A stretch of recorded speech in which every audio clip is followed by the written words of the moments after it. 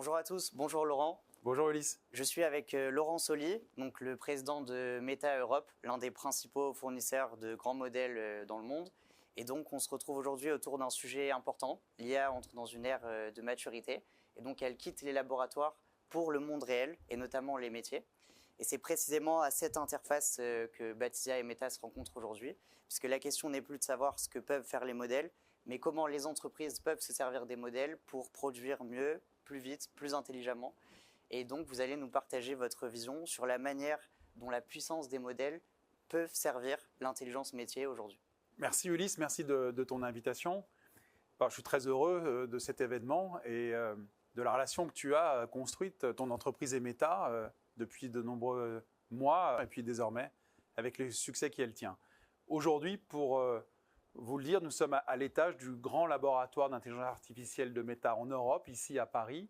Et c'est d'ici, avec les États-Unis, qu'ont été en effet bâtis les grands modèles, les grands LLM, ces grands modèles frontières, comme nous le disons, qui ont bouleversé le monde, l'économie, et que les entreprises utilisent aujourd'hui. Ouais. Et tu as raison, nous pensons depuis longtemps que nous sommes d'ores et déjà entrés dans cette ère de l'IA applicative, et que l'IA est sortie des grands laboratoires, a été comprise par les entreprises, par le grand public, grâce à l'IA générative.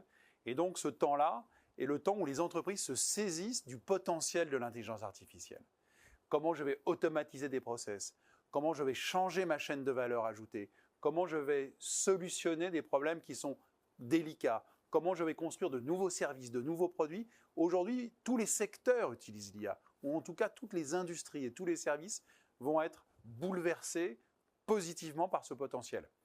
La chance que tu as avec Baptisia, c'est que vous êtes ces jeunes entreprises qui allaient apprendre aux grands groupes, qui allaient permettre l'utilisation. Et pour nous, qui avons construit ces grands modèles, avoir des partenaires en France notamment et en Europe qui permettent de faire le pont avec l'économie réelle, les grandes entreprises, c'est essentiel pour la diffusion de la technologie, parce que celui qui adopte et diffuse vite va gagner la course, et par votre capacité, évidemment, d'implémenter dans des situations, dans des métiers, dans des activités qui existent depuis des décennies. C'est pour ça que l'alliance entre Baptisia et Meta est porteuse d'avenir pour l'économie et pour tous tes clients qui sont là ce soir.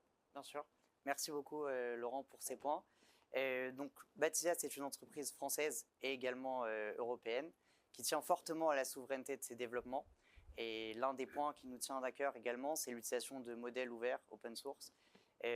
Quelle importance vous accordez au développement d'un écosystème européen autour de l'IA générative, avec notamment l'open source comme fer de lance? Oui, la question de la souveraineté, pour nous, ne peut pas être vue comme on la voyait au XIXe siècle.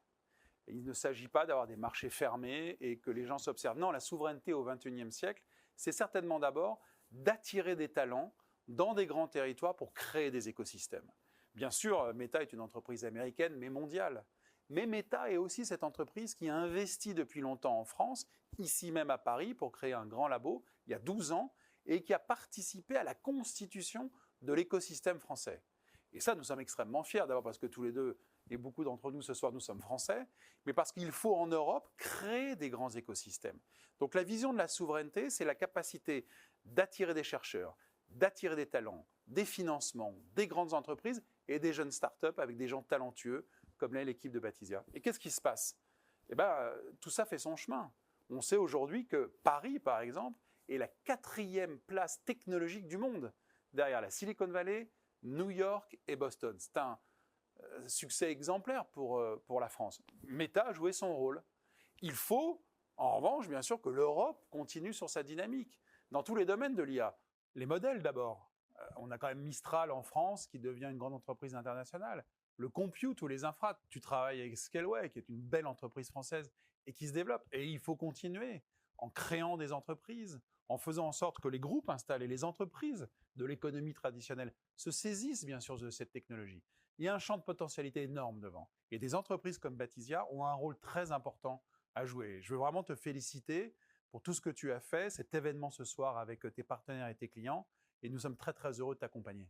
Merci beaucoup. Merci à toi, Laurent, et d'avoir mis en place cette initiative aussi avec le programme d'IA européen, avec aussi Scaleway et Gingface qui participaient, et qui a permis une belle collaboration entre les laboratoires et l'IA verticale dont je fais partie. Merci à toi, Ulysse. Bonne soirée. Bonne soirée. Merci à vous.